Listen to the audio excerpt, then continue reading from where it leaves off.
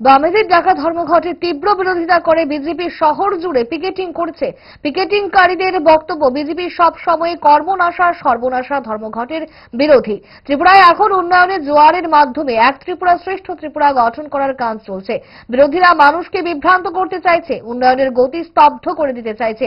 তাই রাজ্যবাসী ধর্মঘটের তীব্র বিরোধিতা করে স্বাভাবিক জীবনযাত্রা অব্যাহত রেখেছে বলে এমনই বক্তব্য বিজেপি দলের পিকেটিংকারীদের। বামেরা সারা দেশ থেকে উচ্ছেদ হয়ে গেছে, তারপরও তারা বামন হয়ে আকাশের চাঁদ ধরতে চাইছে। বিজেপির দাবি, এদিন আগরতলা শহর সহ সারা রাজ্যে অফিস আদালত স্কুল বাজার হাট সর্বত্র স্বাভাবিক ছিল। শুনুন এক পিকেটিংকারী ধর্মঘট নিয়ে বামেদের সম্পর্কে কি বলছেন। কর্মনাশা এই সংস্কৃতি আপনি জানেন, সিপিএম এর কর্মনাশা এই সংস্কৃতি আজকের থেকে নয়, আমরা 40 বছর ধরে দেখে আসি। মধ্যে কংগ্রেসের ছিল, কিন্তু ইদানিং এখানে আসায়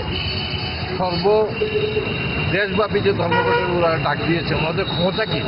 সব জায়গা থেকেই তো উচ্ছেদ হয়ে গেছে, বাকি রইল কি ওনাদের? মানে এত বামনের সূর্য আর মতো।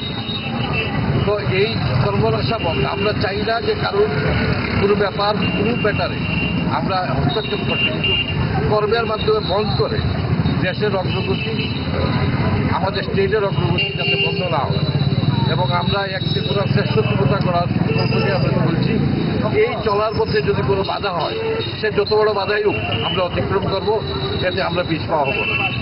সকালবেলা থেকে আমরা আরম্ভ করেছি, সারাদিন চলবে। যেখানেই ওরা দূর করে বন্ধ করার চেষ্টা করবে, আমরা প্রতিবাদ করব।